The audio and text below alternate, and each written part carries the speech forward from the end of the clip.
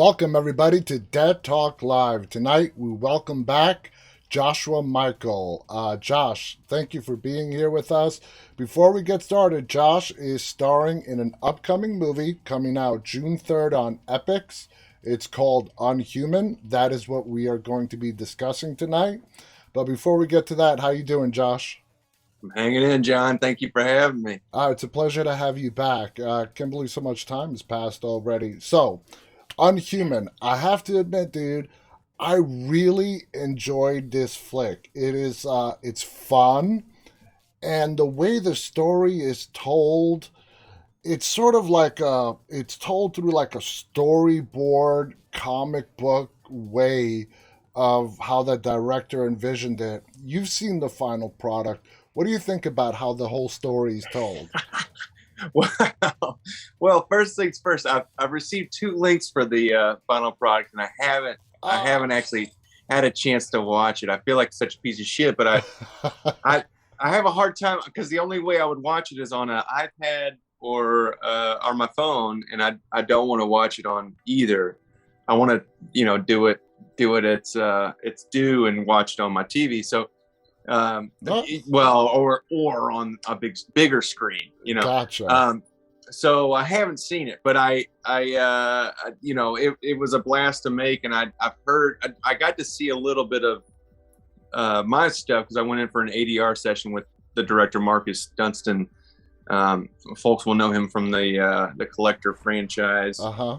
and just one of the sweetest dudes you could ever work with, and the whole cast and crew was awesome, and to work with Blumhouse again, that was a dream too. You're gonna love it when you see the movie and the way they put it together. It is literally like storyboarding the sequences, and Yeah. and it has sort of a comic feel. Now, as we know, the movie is a comedy horror. Okay, now that's a very difficult. It can be sometimes tricky to pull off, but they pull it off very well here. What are your thoughts on horror comedies, which are really coming out in abundance lately? Do you like a good old, horror comedy? Yeah, I almost prefer them. I'm not a huge. It's crazy because I end up in a lot of horror stuff. I'm not sure if I mentioned this last time, but I end up in a lot of horror. But I don't love horror. I don't love the violence of things. I have pretty vivid dreams most of the time, and it tends to cross those channels. But so stuff like Zombieland and Shaun of the Dead. I love Evil Dead. It's just that's actually kind of the stuff I really appreciate. Stuff that has a sense of humor, that isn't all torture porn. Exactly. Yeah, wildness. So yeah, I'm excited to hear that, and that's what I experienced in the bit that I saw. Is I think that, oh man, I think the editor's name was Chris. I hope I got that right. But the editor did such a wild job on Unhuman, and I think really probably changed the feel of the film in Oh a yeah, in a good way. it And really did. there's I think the nature of those projects, Epix, Blumhouse, those projects, they were shooting, I think, 8 movies kind of back to back to back, and they had a pretty short shooting schedule. So they, you know, pulling off a good film in that short amount of time, um, is hard enough. And Marcus actually accepted the job. He had to take over after the previous director couldn't do the thing. Hmm. So it really was, uh, the fact that the movie came together, and if you do like it, and hopefully folks dig it. I mean, what I saw and what I got to experience was awesome, Oh and yeah. working with the folks around. And we're gonna get Um, to your parts here in a minute. The synopsis of the sure. movie is basically it's a bunch of high schoolers, seniors in high school. They embark on a field trip, and on the bus ride to them enjoying nature, what the field trip is about, they get into an accident, and of course things start to go sideways from there. Now there's a quote in the movie. Hmm. uh I don't know if you heard it or not, but the underlying theme of Unhuman is bullying. Okay, and the effects that bullying has, not only on kids, elementary, high school, and beyond. But what I like about this, it deals with bullying in adults as well. Now, there's a line in the movie that goes 99% of teens wouldn't be bullied if they simply believed they didn't deserve it. So that's kind of a harsh statement right there, but powerful. What are your thoughts about the horror genre tackling on a subject matter like bullying? I, it makes so much sense to me. To be honest, I think a lot of folks that find their way into appreciating horror or appreciating kind of subcultures, and I think maybe more before Marvel became such a huge, Marvel and DC becoming such huge pieces of culture. I mean, that was nerd culture, and now it's popular culture. It really is. But I think that it makes complete sense to me that would be the case for this particular movie, and I think it's not the first time I think bullying has been tackled in horror, but it makes sense to me. Now, Josh, I gotta tell you this. This is now the second time we've spoken. You're one of the nicest people out there, right? But Thanks, man. when you are in character, man, you can be just straight up evil. I mean, that's how good you are, okay? It's like, is that the same dude that I spoke to? I mean, because I'm going to give you an example. Your character in Unhuman, Chip, that's the name of your character, gives a speech on the school bus, a monologue that you give, and you knock it out of the park.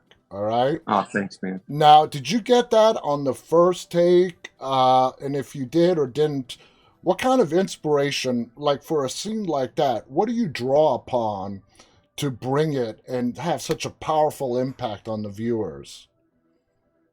Well, it's funny. It's wild actually, because Marcus, that was a day before edition, the monologue. Marcus told me he had written this thing for me or whatever, and I was excited to have a little bit more material. And then reading it, I was like, oh, this feels very much from Marcus's heart, and also, it feels very much from my heart. I didn't experience bullying so much as my brother did. I have an older brother, and talking about kind of like that transition of nerd culture into popular culture. My brother, I think everything that I think is awesome. That I play D&D now. I was into Star Wars and into Marvel comic. I was into more so Image Comics, because that kind of coincided with when I was growing up. But I was into all that stuff. I had a reference for all that stuff very early on because my brothers were so into it. And so I have two brothers, actually, both of which are artists. And, being, seeing how they experience life and, I was able to kind of cherry pick the cool aspects of those cultures, and walk away talking about having conversations about the Watcher or whatever, and being able to have conversations about deeper Marvel stuff or deeper nerd culture stuff, because my brothers they so studied those worlds, but they were my older brother John, I think, was picked on and suffers from severe depression, and so it all makes sense in experiencing the ways that they were picked on, and the types of people that picked on them. That I think that all came out. It felt very personal to me. And it was wild because that is one of the.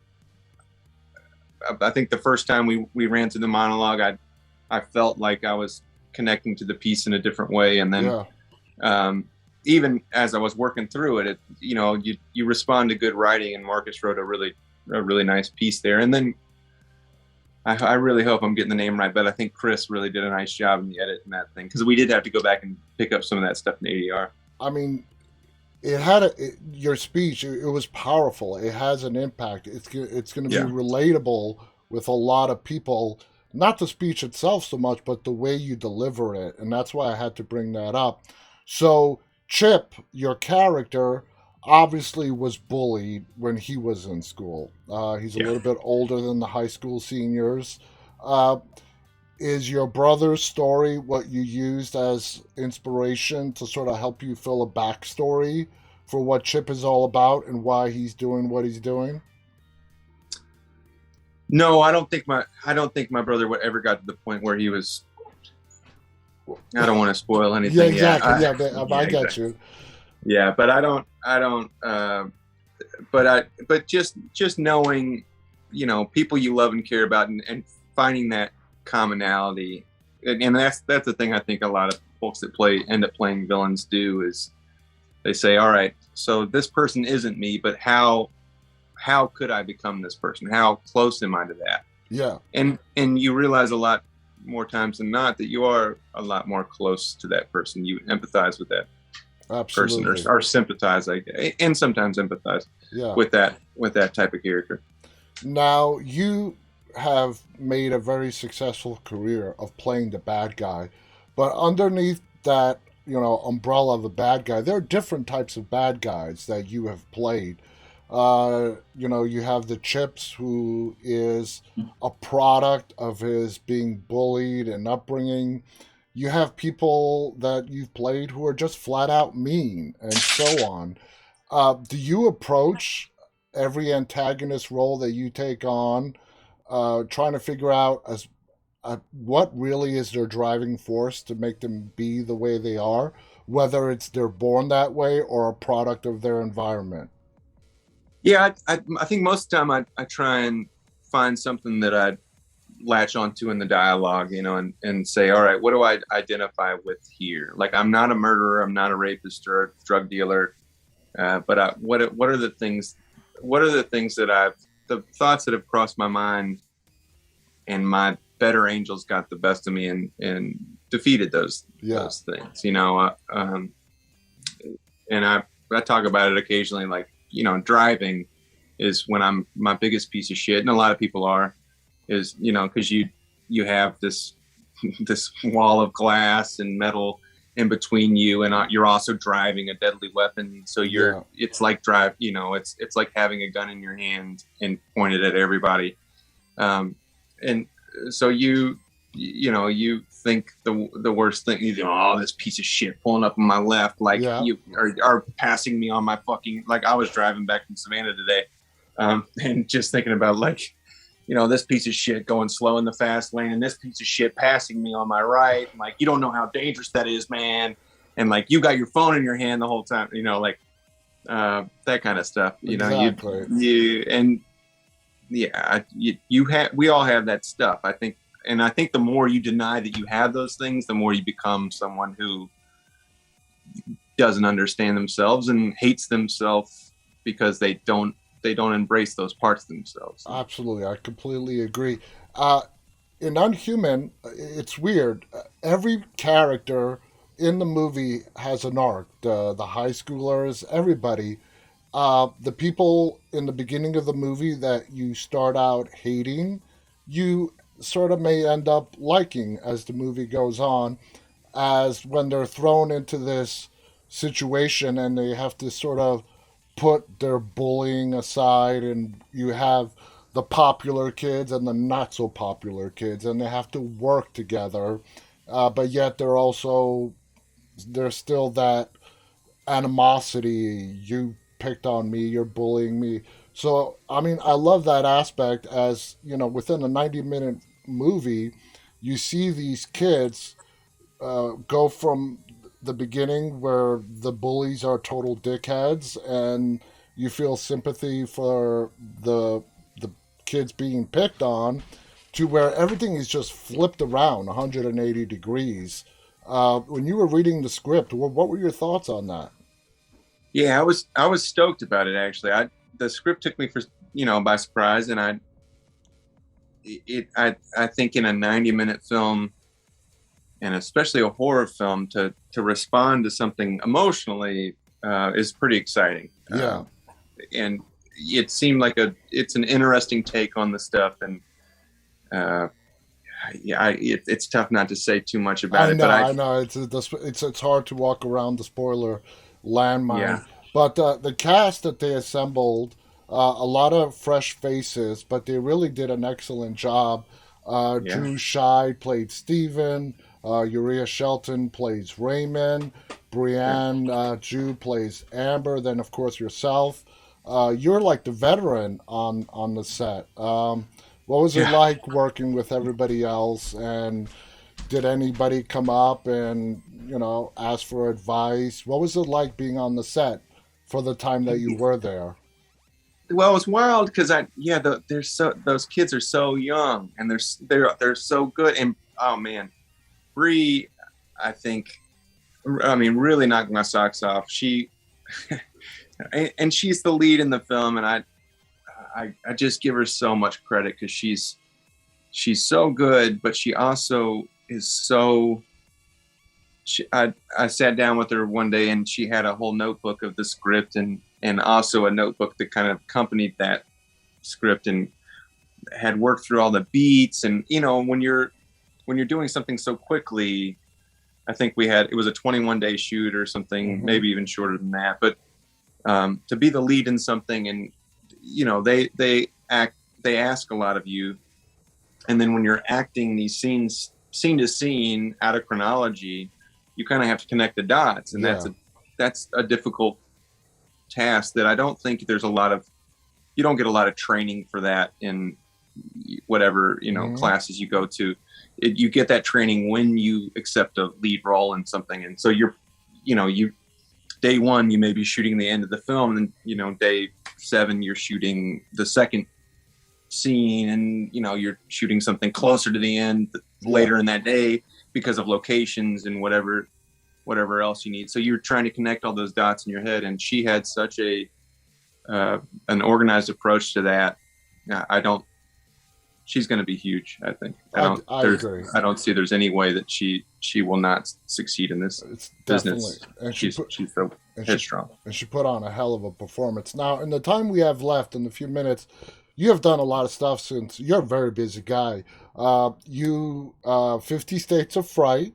You've appeared in that, and we actually had the writer and directors of one of the segments on that. 50 States of Fright is an anthology that Yeah, came out. What was your experience working on that? that was awesome. I worked with Adam Schindler That's and Brian Nito. and Brian Nito. Yeah, Yeah, those were our Neto. guests. Nito. I don't know how he pronounces his last name. That's why I didn't say it. But Brian Neto. I think it's Neto. Neto, N-E-T-T-O. Neto. Brian, I'm sorry if we screw it up. Yeah, but those guys are sweethearts. And so I did a movie called Intruders with those guys. That was a real contained Hmm. horror film, and got to work with them again on 50 States. And that thing was originally for Quibi, and then got sold elsewhere. I think it's available elsewhere now, but What uh, the thing about 50 States is, as time passes, it's really gaining in popularity.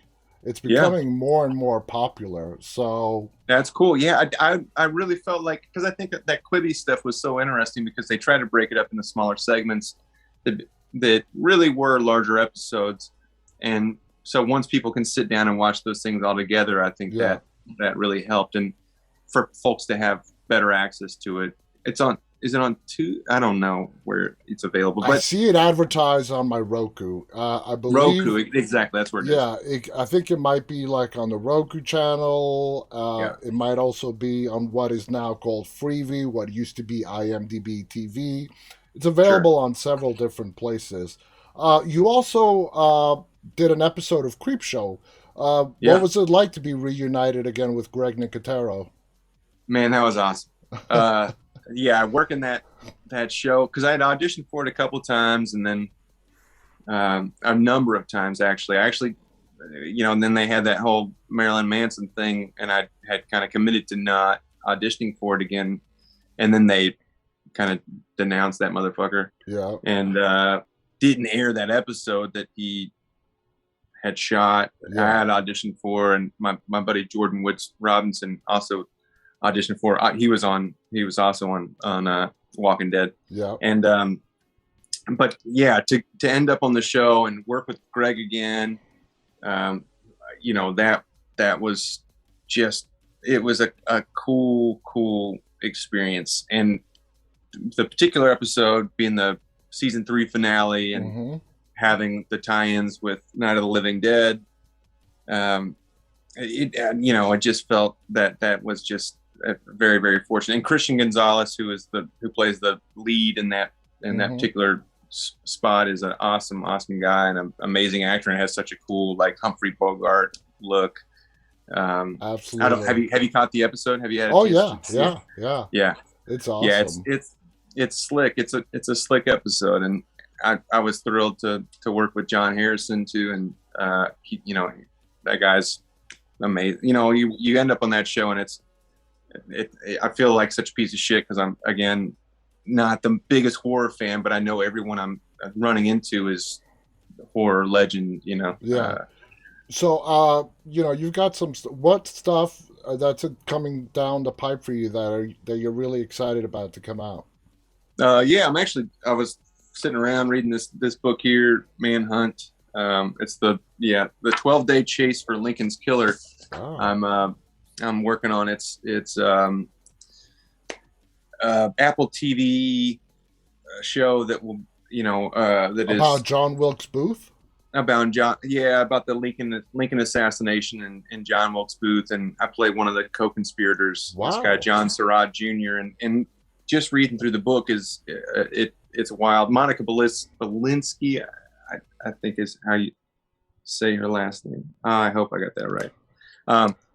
But she was a writer on Fargo, showrunner on Fargo, and just so the scripts are so good, and the book itself, the source material is great, and I play one of the co-conspirators, and the story around it. People think they know the story of the Lincoln assassination, and I thought I did, at least, and there's just so much to it. Well, that's going to be a TV series. Yeah, it'll be a TV series. Nice. Can't wait for That's that. what I'm working on now, and then I did a movie called They Cloned Tyrone that should be out on Netflix later this year. I did a movie called Brothers with Sam Barbacow, who directed Palm Springs, if folks know that.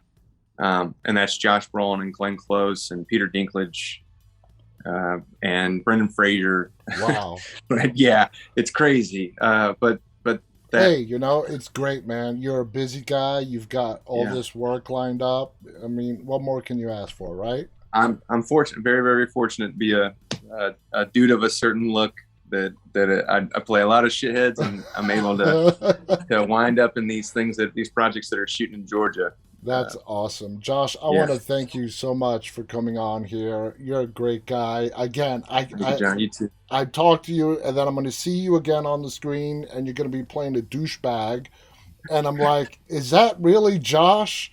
Yeah, it's bad, man. You're awesome. Thank you so much for coming on here. I want to thank our audience for tuning in live, and those of you who can be watching this later on. The movie, again, is called Unhuman. It's going to be on Epix June 3rd. It's a horror comedy. There's a twist in it that is going to really blow your mind. You will not see it coming.